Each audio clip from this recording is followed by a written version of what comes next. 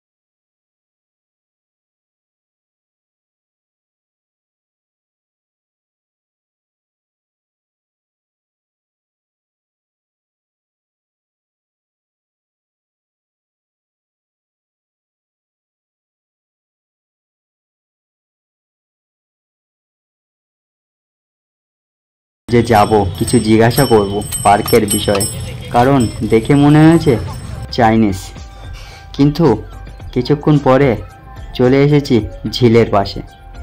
ঝিলটা অনেক সুন্দর লাগছিল আর এখানে সব ফ্যামিলি নিয়ে বসেছিল।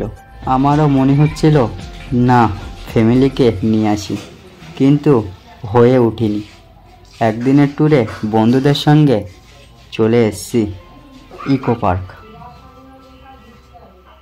সো ফ্রেন্ডস, ইকো পার্কের সবথেকে সুন্দর এবং বিউটিফুল যে জায়গাটা সেটা হচ্ছে এই জায়গাটা।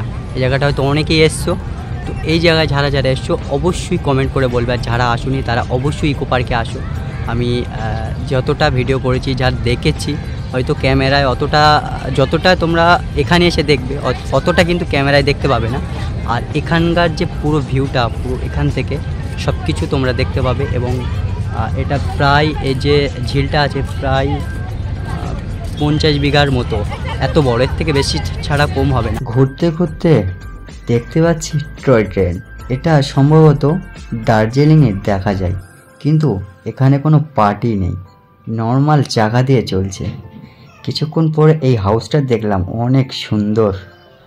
বেড়াতে বেড়াতে পাটা ব্যথা হয়ে গেল, এবারে বাড়ির দিকে রওনা হব। এখান দিয়ে যাচ্ছিলাম, মনে হচ্ছিল আইস পার্ক, ওপর দিয়ে জল পড়ছে ধোয়ার মতো। ভিডিওটা একটু হলেও ভালো লাগলে সাবস্ক্রাইব করতে ভুলবেন না। নতুন নতুন ভিডিও পেতে এই চ্যানেলটা সাবস্ক্রাইব করে রাখুন। ভিডিওটা যারা শেষ অবধি দেখেছো তাদেরকে অনেক অনেক ধন্যবাদ।